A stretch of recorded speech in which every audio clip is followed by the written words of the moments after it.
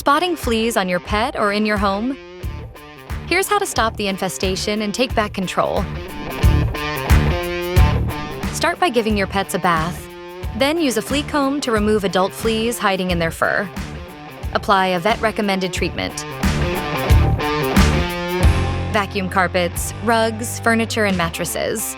Make sure to vacuum under furniture and in closets too. Then, discard the vacuum bag or the dust immediately.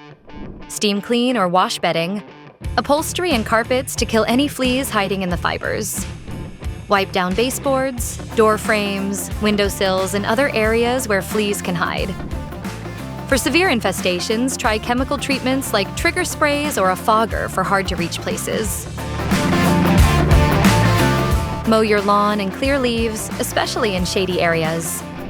Add deterrents like cedar mulch under trees and shrubs, and apply a lawn-safe flea pesticide. By vacuuming regularly, staying on top of pet treatments, and keeping your yard tidy, you can stop fleas from returning.